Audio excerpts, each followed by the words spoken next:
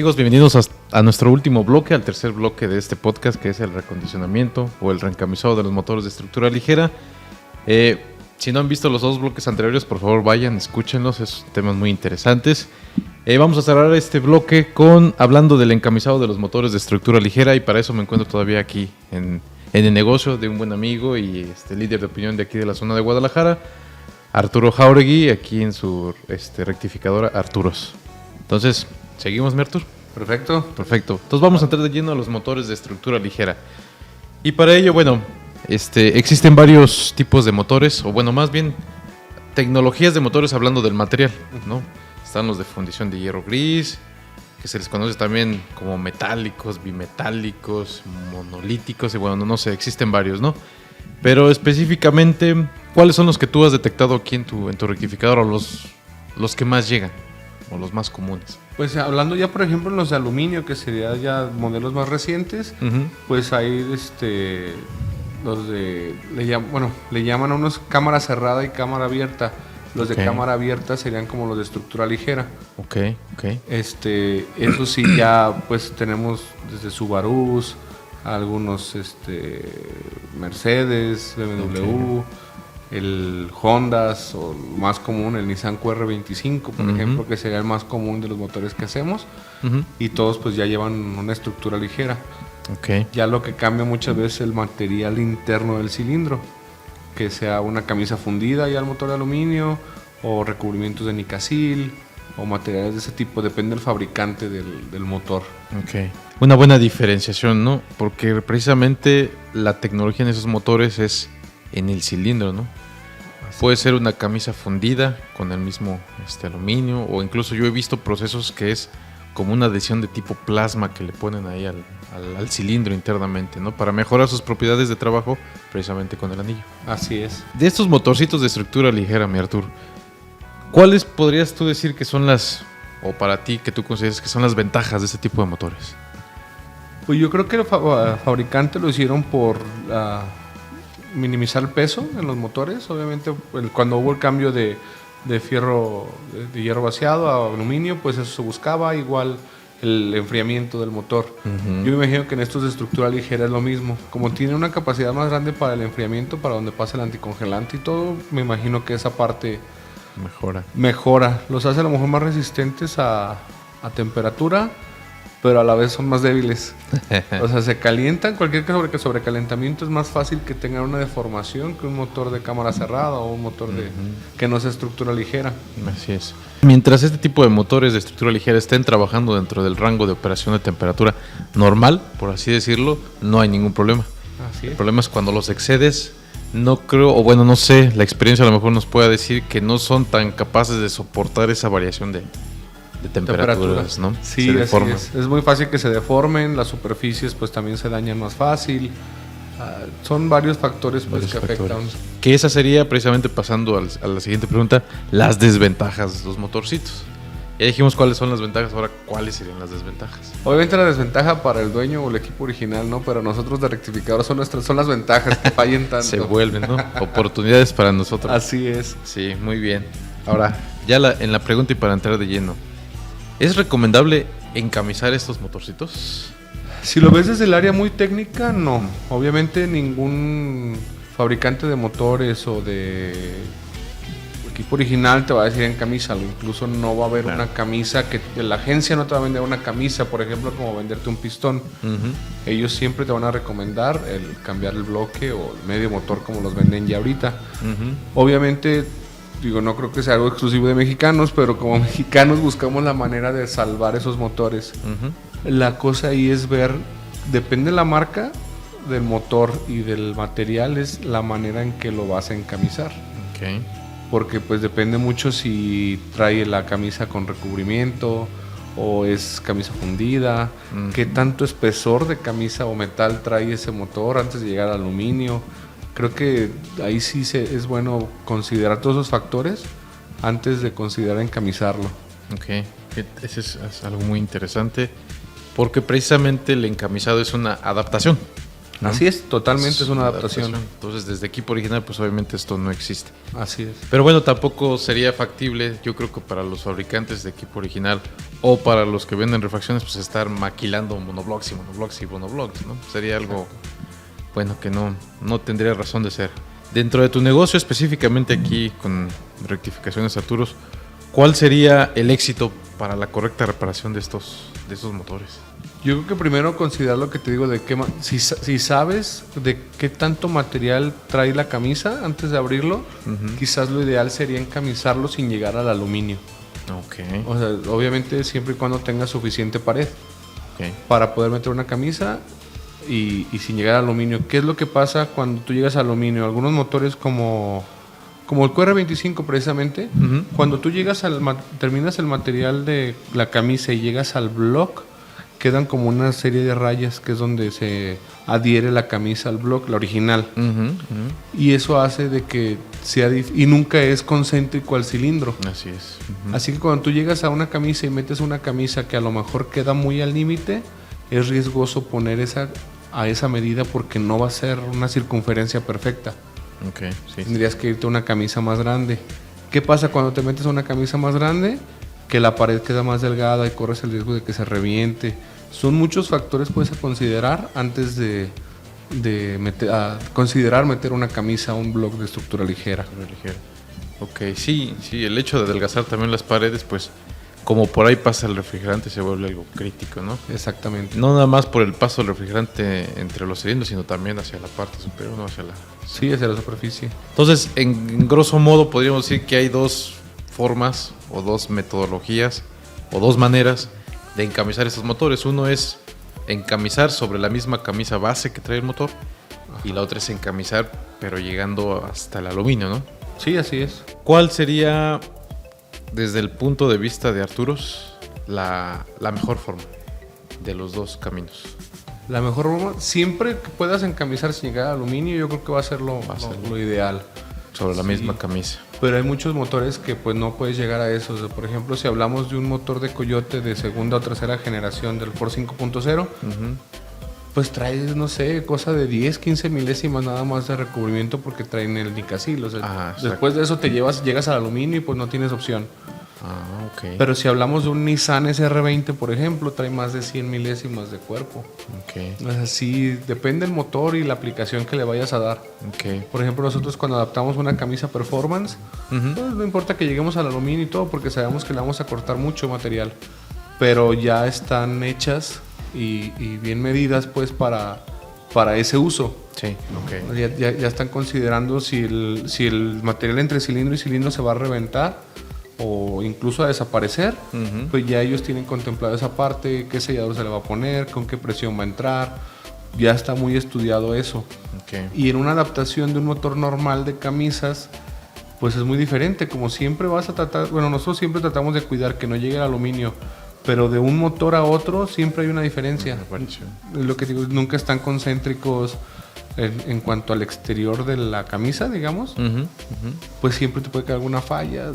Así que cada motor va a ser buscarle la camisa idónea, ya que es una adaptación, pues no es algo como cambiar la guía. Ya sabes que la guía de una cabeza pues mide tanto de exterior por tanto de interior y vámonos. Ya, bueno, sí, cierto. ¿En performance existen estos motores de estructura ligera? Sí. También existen. Sí, nos ha tocado, por ejemplo, hacer motores de Subaru, que son de cámara abierta, le llaman. Y la camisa performance normalmente trae un refuerzo en la parte de arriba en la superficie para cerrar esa cámara y que le dé más fuerza. O por ejemplo hay motores, en los motores de Honda, por ejemplo, es muy usual, como también son de estructura ligera, venden como unas placas, miden como media pulgada de espesor, son de aluminio y van a la forma de toda la estructura entre cilindros del bloque. Okay. Esa la metes a una determinada profundidad y eso hace que le dé más resistencia a los cilindros. Hay varias cosas. O en otros de plano es volarle toda la camisa, toda la parte de arriba, todo el cilindro y dejar nomás abajo una base. Las camisas entran con una liga y todo va con sellador y presión. Eso es lo que los hace especial esos trabajos. Prácticamente cambiar como todo el esqueleto, la columna vertebral del monobloc, ¿no? O sea, lo quitas y le pones Las camisas, ok. Esta es una pregunta más que a lo mejor no tiene que ver mucho con el tema, pero la quise retomar, creo que viene del bloque 1. ¿Arturo ha corrido corches? O sea, de performance. ¿Tú has corrido? Sí, claro. Has corrido. Sí. ¿Y si te gusta? Sí, me gusta la adrenalina. Sí, es algo increíble. Okay. Sí. Fíjate, para los motores de estructura ligera, regresando al tema, Arturo, nosotros hemos investigado que hay una serie de aditamentos que se ocupan específicamente a lo mejor no para el encamisado, sino para el acabado, ¿no? Ajá. Bueno, yo lo conozco como acabado, pero por ejemplo en otras zonas lo conocen como joneado, bruñido, pulido. Quiero pensar que es lo mismo, ¿no? Yo lo conozco como acabado. No sé aquí en tu rectificadora también. Sí, por ejemplo, para siempre es muy importante la rugosidad, pues, o el acabado que se le va a dejar al cilindro, cumplir siempre con los requerimientos mínimos que te pide equipo original o el fabricante de anillos. Exacto. El fabricante de anillos, pues como es muy amplia las líneas, a lo mejor te va a decir, yo necesito que tenga menos de tanto RA. Pero ahorita todos los motores modernos nos han llevado a no nomás pensar en el RA, hay que pensar en el RPK, son varios parámetros de rugosidad que nos funcionan para eso. Digo, es un tema muy amplio, pero a grandes rasgos es la profundidad del rayado del cilindro, del acabado. Eso es lo que nos da, porque nos funciona para lubricación, para el trabajo ideal del anillo. Son varias cosas pues muy importantes que hay que cuidar. Y cuando uno hace las cosas con el equipo que no es adecuado, pues es muy difícil medirlo o poderlo corregir. Así es. Por ahí hay un compañero también del medio que dice que todo lo que no se puede medir, pues no se puede corregir, ¿no? Así es. Y es totalmente cierto. Entonces, sí, pero también a eso es importante mencionar que necesitamos uno del aparato, del conocimiento y cómo lo vamos a medir, ¿no? Porque sí, exactamente. Si no, ¿cómo vas a poner esos valores? Entonces también se requieren aparatos de medición especiales. Y ahorita que mencionabas lo de rugosidad, pues el famosísimo rugosímetro, ¿no? El rugosímetro, que ese nos va a ayudar mucho. Entonces, acompañado de toda esta evolución, pues necesitamos también, yo no lo veo, o me gusta decirles a los compañeros, no es un gasto, sino es una inversión. Siempre así es. Totalmente. Te decía que hay una serie de aditamentos que se ocupan para los motores de estructura ligera. Y uno de ellos es muy importante, que se llama placa simuladora de torque, ¿no? Así es. Entonces, para los que a lo mejor ahí en el medio no saben qué significa, no sé si nos pudieras explicar tantito qué es la placa simulada de torque. Sí, claro. En todos los motores, sería necesario usarlo, pero principalmente en los de estructura ligera. Porque por la misma, se puede decir hasta debilidad de las paredes de los cilindros, son de muy fácil deformación. Lo que hace la placa de simulación de torque es simular precisamente como si tuviera puesta la cabeza del bloque. Okay. Igual torqueas, las placas deben de medir lo que mide la cabeza de espesor más o menos, para que sea una base clara. Sí. Cuando tú torqueas el cilindro, siempre te va a deformar, el cilindro va a tener como alguna deformación que te hace el mismo torque. Entonces, ya yéndonos muy técnico, tenemos que tener torqueada las chumaceras de bancada o tapas de bancada, torqueada la placa de simulación, y ahora sí ya podemos hacer la medición. Siempre, si tú por ejemplo checas un cilindro o un bloque que se joneó o se pulió sin placa contra uno con placa, depende el motor, puede llegar a tener una variación muy considerable, y eso nos puede afectar en paso de aceite, en el sellado de los anillos. Son varias cosas pues que son muy importantes cuidar en el desempeño del motor. Pero sí, actualmente es de las herramientas indispensables para tener en el taller de rectificación. Claro. Fíjate, ese tema es bien importante. Si tú pudieras medir la deformación del cilindro de un monobloque así desnudo, obviamente te percatarías que hay mucha deformación, ¿no? Así es. Te irías con la finta de decir, oye, pues este motor está muy deforme, o como se dice, ovalado, sí, o cónico. Pero a lo mejor si tú a ese monobloque le instalas la placa simuladora de torque y lo vuelves a medir, o sea, vuelves a hacer el mismo procedimiento, a lo mejor ese ovalamiento o esa conicidad, a lo mejor no desaparece, pero sí se reduce, ¿no? Sí, totalmente.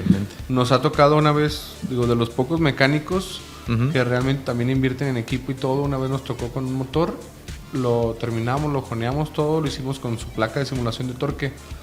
Al entregárselo, él también tenía un burr gauge. Ah, ok. Una herramienta pues para medir bien el diámetro de cilindro. Y me lo reportaba, me dice, oye, es que trae hasta 1.5 de deformación.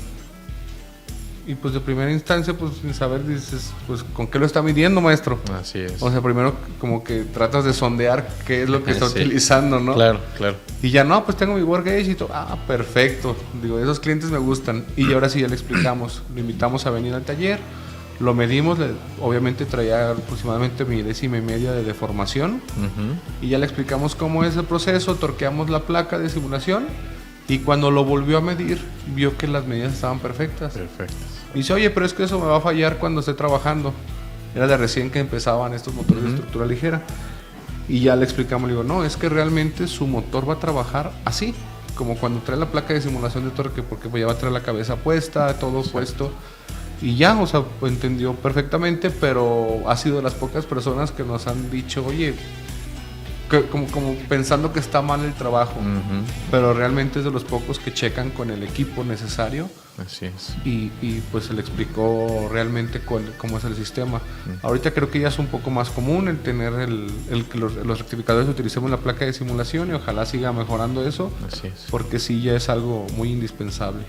Sí, y precisamente eso que explicaste, si no se hace el proceso de joneado con la placa simuladora, pasaría el efecto contrario de lo que le sucedió a este mecánico, ¿no? Así es, cuando lo monten pues se va a deformar el cilindro. Y obviamente al deformarse el cilindro y no tener ese control de esa deformación, pues el que va a sufrir va a ser el anillo, ¿no? Así es. Y vienen los pasos de aceite y bueno, un sinfín de problemas, Sí. ¿no? Entonces, bueno, esa es la importancia de la placa simuladora de torque.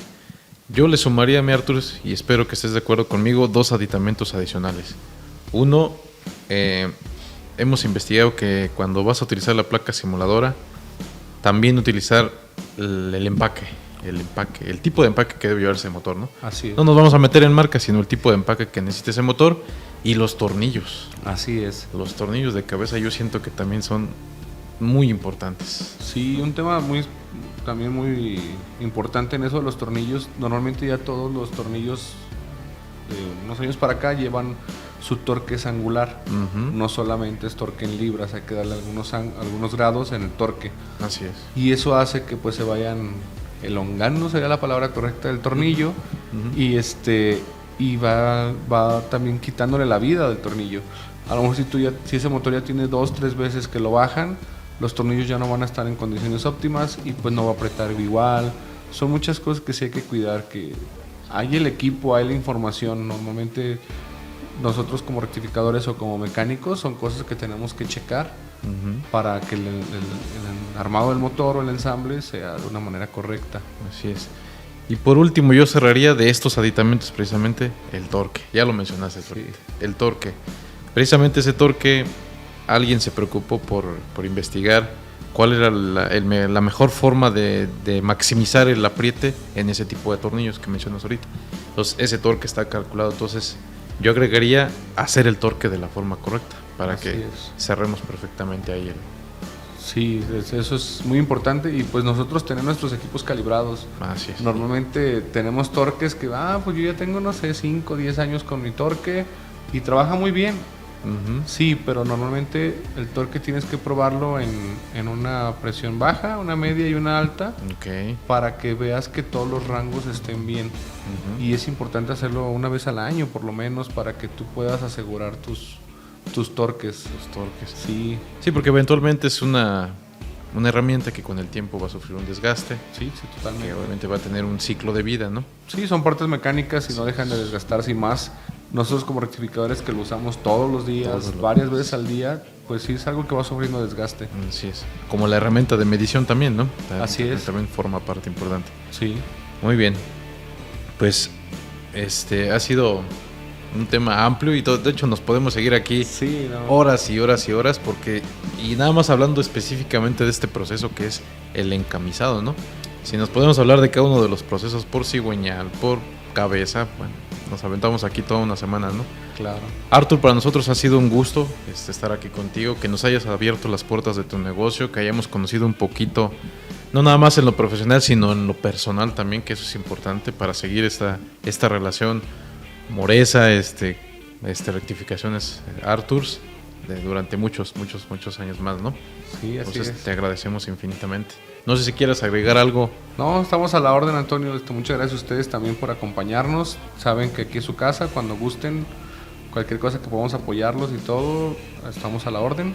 Igual a la gente que nos escucha y nos ve, nos puede seguir por redes sociales, Facebook, Instagram como Arturo Racing. Siempre estamos abiertos a cualquier proceso que quieran hacer, modificación, preguntas, capacitaciones o incluso hasta visitas. Si alguien quiere, por ejemplo, venir a conocer sobre el proceso, con todo gusto. También tiene su casa aquí y los esperamos. No, pues, ¿qué más podemos pedir, no? Muchísimas gracias, Arturo. Fue un gusto haber estado aquí contigo, detrás de cámaras también, porque es todo un show estar aquí armando el set y todo eso es interesante. Sí. También saludos ahí para detrás de cámaras y bueno, nosotros estamos ahí al pendiente. Hasta el próximo podcast y recuerden que nosotros somos Experiencia Técnica en Acción.